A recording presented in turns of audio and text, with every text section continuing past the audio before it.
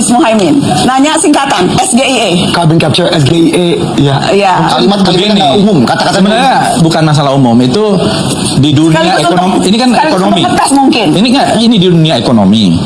Dan salah satu ekonomi yang penting itu adalah ekonomi syariah, ya kan? Jadi kalau kita bicara ekonomi syariah, yang namanya SGIE itu atau SGIE itu adalah sesuatu. Bukan. Di dalam bahasa Indonesianya SGIE, State of Global Islamic Economy. Ada juga Global Islamic Economy Indicator. Kenapa nggak ngomongnya gitu aja? Kenapa harus pakai singkatan? Ya, karena itu sudah menjadi bahasa baku. Saya nggak dapat. Saya nggak dapat karena gini dalam dunia ekonomi syariah. Ya, kalau ini singkatannya dalam bahasa Inggris, kenapa dia ngomongnya SGIE bukan SGIE gitu loh? Itu maksudnya Gibran mungkin untuk mempermudah. Enggak lah. Enggak, serius. Ya. Saya ngelihat gini loh, Gibran ini seolah-olah mendesain semua pertanyaannya itu seolah-olah ini sesuatu yang tidak dikuasai oleh lawan bicaranya. Termasuk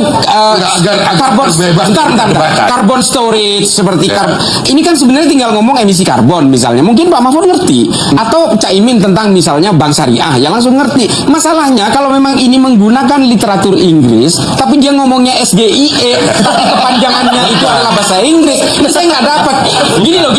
Gini Mas Fadli, udahlah, kita ini kan sebenarnya semua orang istiqomah nih. Dari 2014 Bang Bes ini tidak mendukung Prabowo. Dari 2014 sampean ini mendukung Prabowo. Kami ini dari 2014 saya nih tidak mendukung Prabowo. Kami ini semua orang istiqomah nih, kita semua ini. Yang nggak istiqomah itu kan cuma Pak Jokowi sebenarnya. Dedikasinya ibu-ibu untuk hadir pada acara. Aduh, salah terus ya. Yang saya hormati tokoh-tokoh, para tokoh agama, para kiai, para ibu nyai yang hadir pada pagi hari ini. Selamat pagi semua ibu-ibu.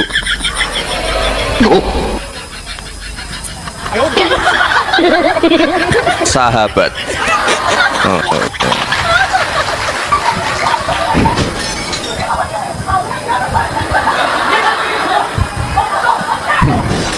Ya udah, selamat pagi para sahabat. Salam hangat dari Bapak Presiden kita, Bapak Prabowo Subianto. Terima kasih sekali dari awal sampai di titik ini sudah membersamai saya dan Pak Presiden. Terima kasih sekali untuk ibu-ibu, sahabat-sahabat Fatayat NU. Terakhir kita ketemu pada saat hanya kemarin.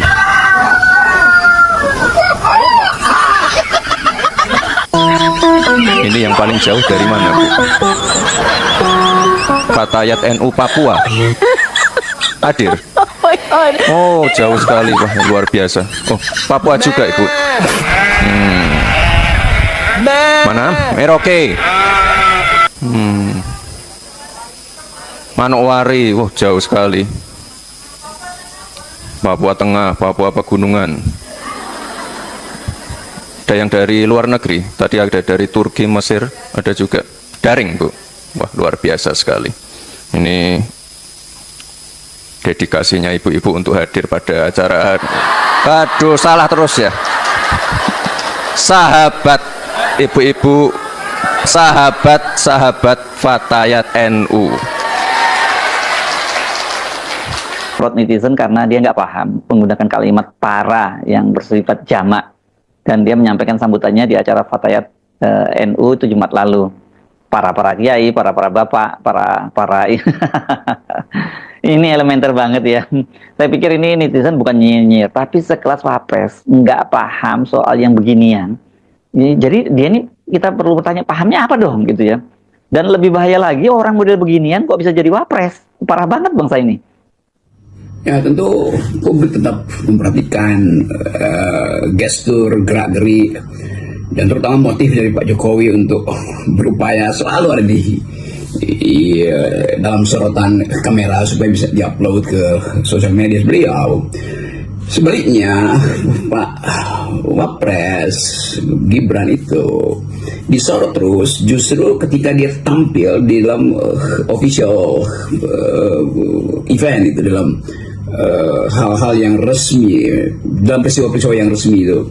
Dan kita lihat bagaimana dua-duanya dibully, diolok-olok itu. Pak Jokowi pergi ke mall, lalu komentar netizen itu begitu ramai. Apalagi Pak Gibran yang dalam posisi sebagai wakil presiden mengucapkan 1-2 kalimat yang oleh netizen dianggap berantakan itu kan. Tetapi kita mau lihat itu juga sebagai bukan sekedar kepedulian netizen, tetapi cara netizen untuk menilai keluarga ini sebetulnya maunya apa, kira-kira begitu tuh. Oke, teman-teman, kembali lagi bersama saya di channel ini. Kita sudah menyaksikan cuplikan video yang sangat menarik. Kali ini kita melihat teman-teman di mana Gibran ya ini sangat diprotes keras terkait dengan bahasa Inggrisnya. Bahkan netizen menilai bahwa kemampuan ya dari Mas Wapres ini masih belum mumpuni. Ya, jadi teman-teman coba kita melihat ya dari cuplikan video tadi ada beberapa komentar netizen yang cukup menarik.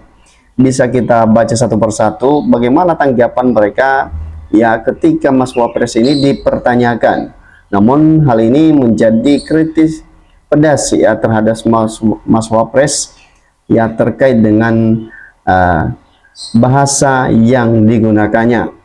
Coba kita melihat di sini menyatakan bahwa memalukan dan tidak berkualitas Wapres hasil gemoy. Ya, jadi kejahatan dari seorang ayah tega mempermalukan anaknya demi ambisi anaknya dodol.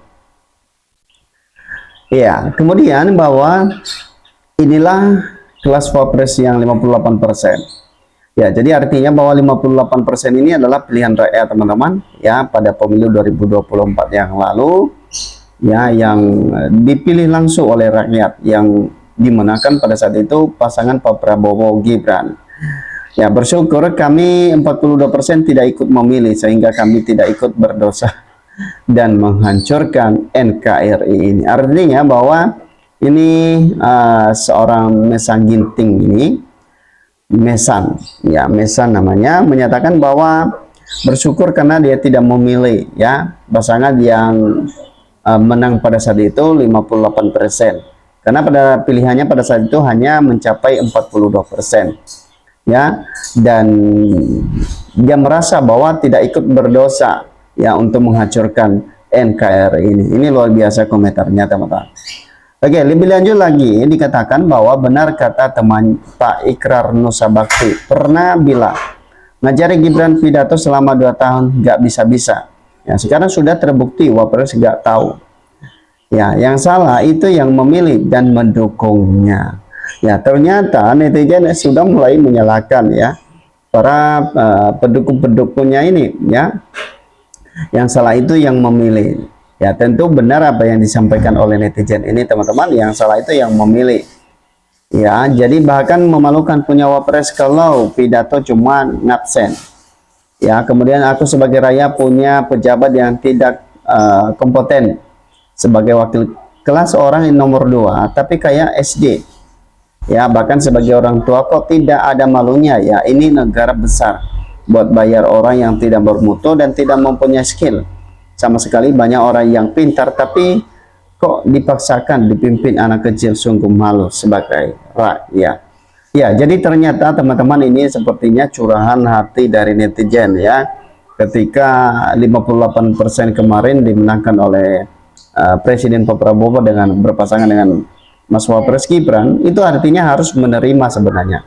Ya, tidak perlu mau protes lagi karena memang ini udah pilihan dari rakyat itu sendiri. Itu artinya bahwa ketika 58% hasil dari pemilihan yang yang dilakukan ya pada pemilu dalam pesta demokrasi kemarin, itu artinya pilihan rakyat itu adalah yang terbanyak 58%. Ya, jadi saat ini ya harus menerima apa hasil dari 58% itu teman-teman ya. Ya, tidak perlu kalau misalnya mau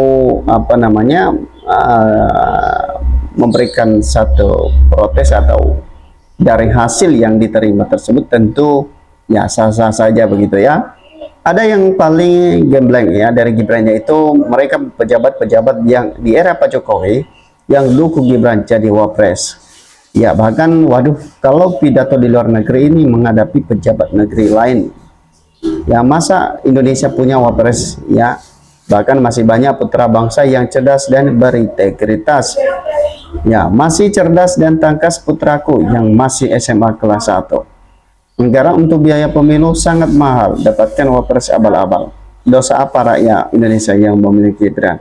Ya, jadi akhirnya teman-teman netizen ini mulai mengalami keresahan terkait dengan hasil dari 58% dari hasil rakyat, dari hasil pemilu dari rakyat. Tentu ini hal ini harus diterima, ya tidak perlu diprotes lagi. Ya, kata yang sering menyatakan bahwa ini sudah nasi sudah menjadi bubur, itu artinya bahwa harus menerima hasil dari pemilu tersebut, yaitu 58%.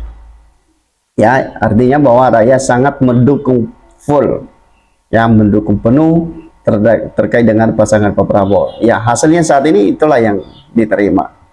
Dilanjutkan lagi dari komentar ini, Gibran yang sangat cerdas selalu menghindar dari penanya. Kasihan anak Mulyono, ini akibat yang dipasain sama bapaknya.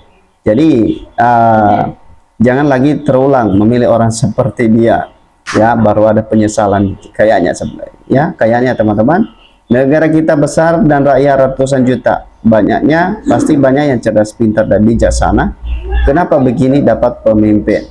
Ya kelihatan sekali, ya itu orang tua kok jadi kasihan, ya. Dan Allah memberikan kesabaran untuk keadaan wapres Indonesia. Ya, jadi saya teringat dengan apa yang disampaikan oleh Basuki Cahayapurnama alias Ahok, menyatakan bahwa untuk menjadi pemimpin itu adalah bukan untuk coba-coba.